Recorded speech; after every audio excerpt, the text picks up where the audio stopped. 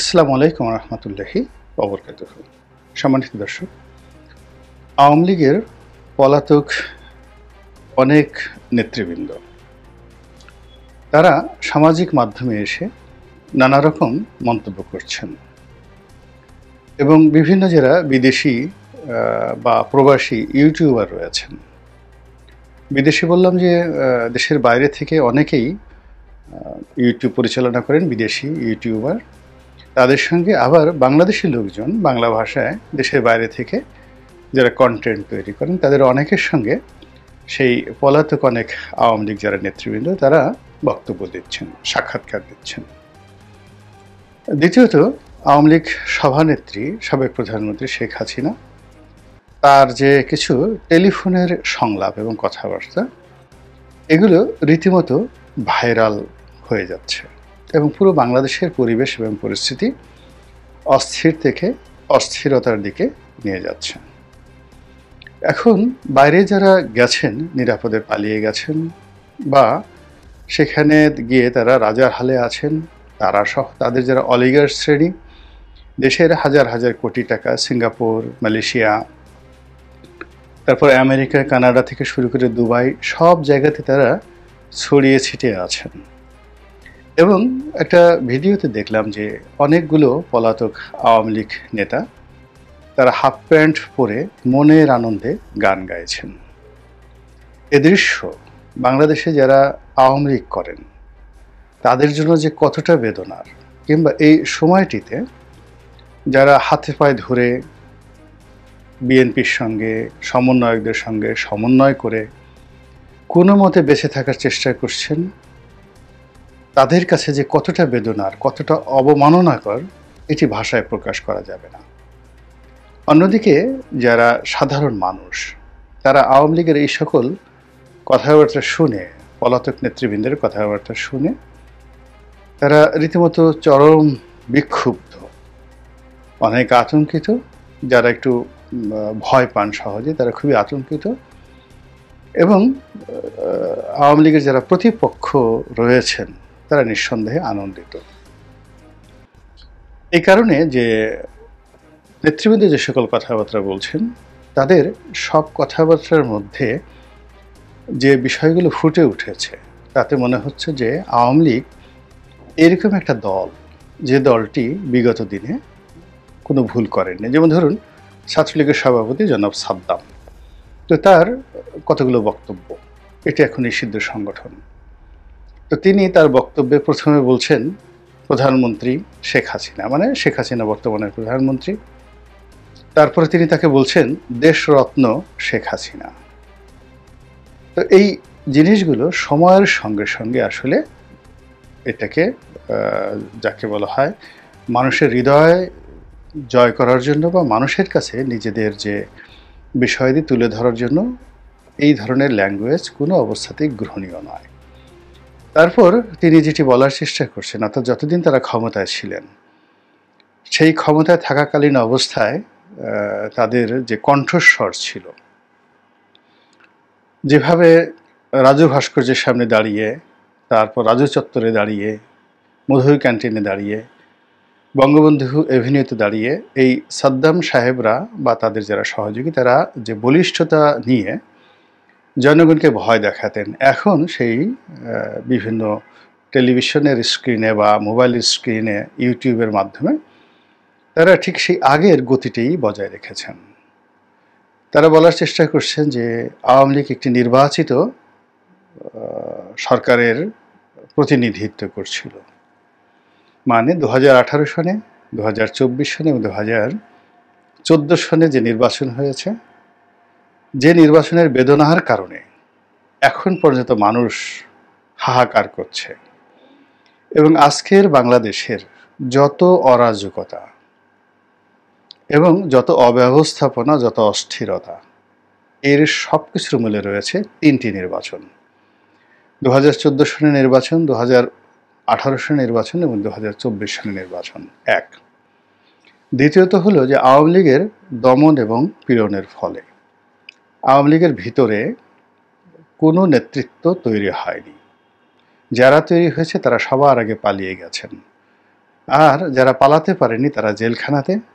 আর এখন বাংলাদেশে যারা পথে ঘাটে মাঠে আছেন তারা অবর্ণনীয় একটা জীবনযাপন তারা করছেন।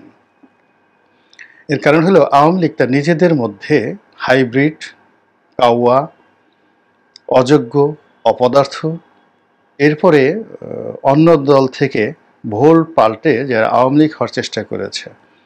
এবং এখন তো আপনারা অনেকেই দেখতে পাচ্ছেন যে শিবিরের অনেক লোক আওয়ামী লীগের মধ্যে, তারপর ছাত্রলীগের মধ্যে লুকিয়েছিলেন এবং কত বড় পদে থেকে তারা শক্তি সঞ্চয় করেছেন যে একটা বিপ্লব তারা সংগঠিত করে ফেললেন এই আওয়ামী লীগের ঘাড়ের উপর ভর করে। তো এইরকম একটা নির্বোধ দল এবং সেই দলের সে সকল লোক যারা এই বাংলাদেশে 1 মিনিট দাঁড়িয়ে থাকার মতো সাহস পাননি এবং এখনো পর্যন্ত তারা কোথায় আছেন নিজেদের ঠিকানাটি পর্যন্ত বুক ফুলিয়ে বলতে পারছেন না যে আমরা মালয়েশিয়ার এই নম্বর রাস্তায় আছি, এত নম্বর বাড়িতে আছি, কিংবা আমরা এখন কানাডাতে আছি, কিংবা আমরা এখন আমেরিকাতে আছি। এই কথাটা কেউ বলতে পারছেন না। তারা বলছেন যে সিকিউরিটির স্বার্থে আমরা নিরাপদ দূরত্বে আছি। তো সেখানে বসে তারা এই বড় বড় যে কথাগুলো বলছেন তার বলার আগে তাদের একবারও অনুশোচনা হচ্ছে না যে এই 3টে নির্বাচনের ফলে পুরো দেশকে, জাতিকে, অন্যান্য রাজনৈতিক দলকে যেভাবে শেষ করে দেওয়া হয়েছে তার চাইতে সবচেয়ে বেশি শেষ করে দেওয়া হয়েছে আওয়ামী লীগকে। আওয়ামী লীগের জীবনে বহুবার বহু বিপদ এসেছে। 1954 সনে এসেছে, 1958-তে এসেছে, 62-তে এসেছে, 69-এ এসেছে, 68-তে এসেছে। সব জায়গাতেই বা সব সময়টিতেই তাদের 3 থেকে 4 সারির বা পঞ্চম সারির নেতৃবৃন্দ ছিলেন। এক গ্রুপ গিয়েছেন জেলখানাতে, অন্য গ্রুপ নেতৃত্ব ধরেছেন এবং তাদের ইমেজ ছিল, তাদের সাহস ছিল, শক্তি ছিল এবং তারা কোনো অবস্থাতেই কিন্তু আওয়ামী লীগকে ছেড়ে যায়নি। ফলে 75-এর 15ই আগস্টের পর দেখা গেল বঙ্গভবন যারা নিয়ন্ত্রণ করছেন তারাও আওয়ামী লীগ, জেলখানা যারা নিয়ন্ত্রণ করছেন তারাও আওয়ামী লীগ, আবার বঙ্গভবনকে যারা অপোজ করছেন রাজপথে তারাও আওয়ামী লীগ। এরশাদের সময়, জিয়াউর রহমান সাহেবের সময়, সব সময়টাতেই, ইয়াহিয়া খানের সময়, আইয়ুব খানের সময় আওয়ামী লীগের এই স্পিরিটটা ছিল, তাদের নেতা ছিল। কর্মী তো সবসময় সব দলেরই থাকে, কিন্তু এখন এই বাংলাদেশে আওয়ামী লীগের কোনো নেতা নেই, একেবারে নেতৃত্ব শূন্যতা। কেমন নেতৃত্ব শূন্যতা?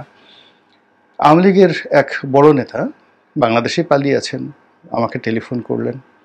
আমি বললাম যে নেতৃত্ব সংকট যাচ্ছে, তো আপনি তো এত বড় নেতা, দলের দায়িত্ব নিন, আওয়ামী লীগের অফিসের সামনে আসেন।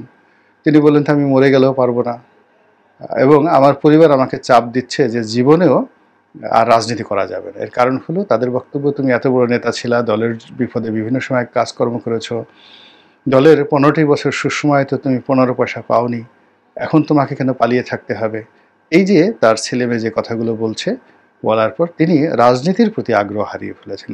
এইভাবে বাংলাদেশে হাজার হাজার আওয়ামী লীগের নেতাকর্মী তৃণমূলে আছেন যারা পালাতে পারেননি বা অনেকে কিছুই পাননি জীবনে, কিন্তু পালিয়ে আছেন। তো এই মানুষগুলো যখন এই যারা পলাতক, বিদেশি নিরাপদ আশ্রয় থেকে এই ধরনের কথাবার্তা বলছেন, তারা মানসিকভাবে আরও ভেঙে পড়ছেন এবং তাদের যে রাজনৈতিক ভবিষ্যৎ এটি ক্রমশ যাকে বলা হয় বিপদ থেকে বিপজ্জনক অবস্থাতে চলে যাচ্ছে। একটা জিনিস চিন্তা করুন যে 2001 থেকে 2006 সন পর্যন্ত বিএনপির যে জমানা, সেই জমানাতে তাদের ভুল এবং ত্রুটির কারণে আজ পর্যন্ত বিএনপি দাঁড়াতে পারছে না। টিল নাও টুডে প্রচণ্ড জনপ্রিয়তা, এখন আওয়ামী লীগের চাইতে বিএনপির জনপ্রিয়তা অনেক বেশি, কিন্তু তারা দাঁড়াতে পারছে না। এর কারণ হলো প্রশাসনের বিভিন্ন স্তরে, জুডিশিয়ারিতে, মিলিটারিতে, পুলিশে, ওই যে 2006 সনে তাদের যে বদনাম হয়েছিল, শত্রুতা তৈরি হয়েছিল, সেই শত্রুতাটা বাড়তে বাড়তে এমন একটা জায়গাতে আসছে যে জনপ্রিয়তা আছে, সমর্থক আছে, সম্ভাবনা আছে, কিন্তু এই একটা নির্বাচন করে তার ফলাফলটাকে এনে আবার ক্ষমতায় যাওয়ার জন্য যে স্ট্রাকচার দরকার সেটা বিএনপি অর্জন করতে পারেনি। তো বিএনপির যে ভুল বলেন, অপরাধ বলেন, অন্যায় বলেন, খাম্বা বলেন, হাম্বা বলেন, এটির শতগুণ বললে ভুল হবে, 1000 গুণ অপকর্ম করেছে, ভুল করেছে আওয়ামী লীগ সে 2009 থেকে আজ অবধি। তো বিএনপির যদি 20 বছর চলে যাওয়ার পরেও তারা যদি ঘুরে দাঁড়াতে না পারে, তাহলে আওয়ামী লীগ এখন যারা বলছেন যে মোদি এসে ক্ষমতায় বসিয়ে দেবে, ডোনাল্ড ট্রাম্প আসার পর তিনি ক্ষমতা ফিরে পাবেন, এই জিনিসগুলোর ভিত্তি কি? What is the mathematical reality? আপনি অঙ্ক কষে কষে দেখেন যে এই ধরনের ঘটনা সম্ভব কিনা, 2+2=4 এটা সম্ভব কিনা, এরপরে সাম্প্রতিক সময় সেই ঘটনাগুলো ঘটেছে কিনা। যদি তা না হয় তাহলে এখানে সেই যে গতানুগতিকভাবে এগোতে হবে। একটা জিনিস চিন্তা করুন, 1971 সনে জামাত যে ভুল করেছে সেই ভুলের জন্য দেখুন জামাতের একটা টায়ার একেবারে শীর্ষ যারা নেতৃবৃন্দ আছে সবাই কেউ জেলে মরেছেন, কেউ ফাঁসিতে মরেছেন। আর এখন এত বছর পরে, অর্থাৎ 53 বছর পরে এখনও সেই মুক্তিযুদ্ধের বিষয়ে যখন জামাতের আমির কোনো একটা কথা বলেন, সঙ্গে সঙ্গে সারা বাংলাদেশ গর্জন করে ওঠে। তো একই অবস্থাতে আওয়ামী লীগের যে ভুলগুলো রয়েছে এগুলো তো আগে স্বীকার করতে হবে এবং সেখান থেকে বের হয়ে আসতে হবে। অন্যথায় আওয়ামী লীগ যদি আবার বলে 2014 সালের নির্বাচন আমাদের কোনো অপশন ছিল না, 2018 সনে কোনো রাতের ভোট হয়নি, 2024 সনে তো একেবারেই এমন ভোট হয়েছে মানে সবাই সেখানে গিয়ে উপস্থিত হয়ে ভোট দিয়েছেন, এই কথা বলে যারা পালিয়ে গেছেন তারা তো আসতে পারবেনই না। আর যারা বাংলাদেশে আছেন, এই আওয়ামী লীগের দল যারা করছেন তাদের সামাজিক জীবনে আরও বিপর্যয় নেমে আসবে। 1।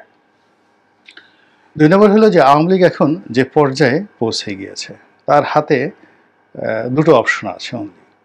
একটা হলো তাকে সারভাইভ করতে হবে এবং পরিবর্তিত পরিস্থিতিকে মেনে নিয়ে সারভাইভ করতে হবে, ভুল স্বীকার করতে হবে এবং তাদের যে ভালো কাজগুলো ছিল সেই কাজের ওসিলায় আবার তাদেরকে এগোতে হবে ভালো মানুষের নেতৃত্ব নিয়ে।